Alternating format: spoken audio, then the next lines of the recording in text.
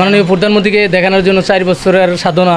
দীর্ঘ 2 বছরের শ্রম দিয়ে দৃষ্টিনন্দন নৌকা খচিত একটি খাট বানিয়েছেন কাঠমিস্ত্রি বাচ্চু। প্রধানমন্ত্রীকে খাটটি উপহার দিতে চান তিনি। খাটটি দেখলে বুঝতে বাকি থাকে না যে বঙ্গবন্ধু কন্যা প্রধানমন্ত্রী শেখ হাসিনার প্রতি তার শ্রদ্ধা ও ভক্তি কোন পর্যায়ে।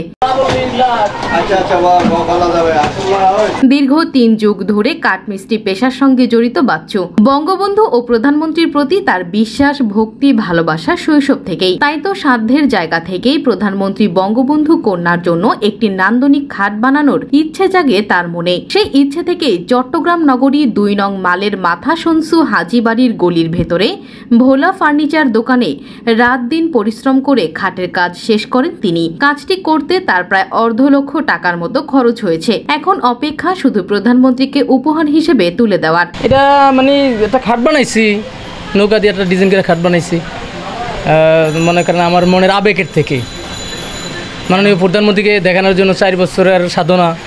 আমারও মনের একটা আবেগ যে আমি একটা খাট বানাবো নৌকা দিয়া। এটি আমার আজ 20 বছরকার বা 30 বছরের সাধনা আরই। হ্যাঁ, আমি নৌকা ভালোবাসি, আমি দল করি, আমার পুরা ফ্যামিলি আমার নৌকা করে। তো এই জন্য আমার আইসেই মনে করেন আমার চট্টগ্রাম আইসি আইয়ে আমার এটার মনে তখন খেয়াল যে আমি একটা নৌকা যেটা খাট বানাবো প্রধানমন্ত্রীকে দিব, উপহার দিব।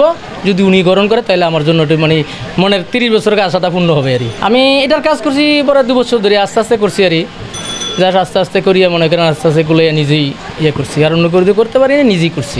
গাছ ব্যবহার করছি আপনার এটা হলো কোরেই কাঠ, আর আপনার বানিশের থেকে শুরু করিয়া ইত্যাদি সবই ব্যবহার করছি। গাম, তারপরে আপনার রং ব্যবহার করছি। এখানে লিখছি যেমন বঙ্গবন্ধু ট্যানেল লিখছি, পদ্মা সেতু লিখছি, তারপরে প্রধানমন্ত্রী মনে করেন 4 বছরকার যেমন উন্নয়নের যে কাজগুলা এগুলা লিখছি। এবং প্রধানমন্ত্রীর মানে যা উনি পরিবারের দরকার আমি এটুক লিখছি আর মানে আমি তো মনে করেন একটু নিরক্ষর মানুষ, কম বুঝি, এই জন্য যেটুকু মনে বুঝছি এটুক দিয়ে আমি লিখছি আর সেই ইচ্ছা বলতে আমি একার মনের আবেগের থেকে আমি এমন হতো এটার জন্য মনে একটা আবেগ আমার এটার জন্য মানে প্রধানমন্ত্রী দিমু আমি দেখামু। খরচ মনে করেন আমি হিসাব করি না কত 2 লাখ টাকার মতন খরচ হইব মনে হয়। আমি হিসাব যদি করি তো এই আর কি। আমি এটা তৈরি করার পর আমার কাছে খুব ভালো লাগছে, খুব ভালো লাগছে যে আমি নৌকা মানে বাংলাদেশের বড় হাতিয়ার হলো নৌকা, বা উন্নয়নের হোক বা আমাদের দলের হোক, খুব ভালো লাগে। আমি এটা দেখানোর জন্য আমি মনের আবেগের থেকে এটা করছি। আমার কাছে ভালো লাগে এখনও।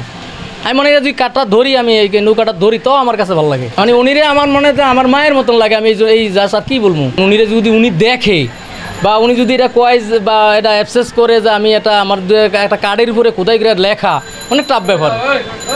মানে এটা লেখাটা যদি উনি মনে করে যে আমার জন্য কষ্ট করছে বা দেখছে, আমি একটু দেখলাম বা আমি চাইলাম জিনিসটা কী, এটুকু করলে আমার পুরান ঠান্ডা হয়ে যাবে। আর কিছু আমার মনে হয় প্রয়োজন নেই। উনি যদি আমার দিকে তাকায় যে আমি একজন কাঠের কাজ করি, আমি একজন কার্পেন্টার, আমার যদি তাকাতে ভালো না তাকালে নেই। এদিকে দৃষ্টিনন্দন খাটটিতে বিভিন্ন স্থানে লেখা আছে সরকারের বড় সব উন্নয়নের বার্তা। তাই এখন এই ব্যতিক্রমী খাটটি দেখতে অনেকেই ভিড় জমাচ্ছেন তার দোকানে। এ সময় এলাকাবাসী জানান মেধা খাটিয়ে বাচ্চু ভাই যে খাটটি বানিয়েছেন তা অত্যন্ত দৃষ্টিনন্দন। বাচ্চু ভাইকে এখানে আমরা আজকে অনেক দীর্ঘদিন যাবৎ দেখতেছি। উনি এই খাটটা তৈরি করছে এই প্রধানমন্ত্রীকে উপহার দেওয়ার জন্য।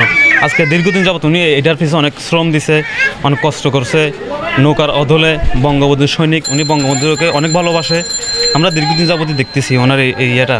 যিনি খাটটা বানাইছে আমার থেকে খুবই ভালো লাগছে।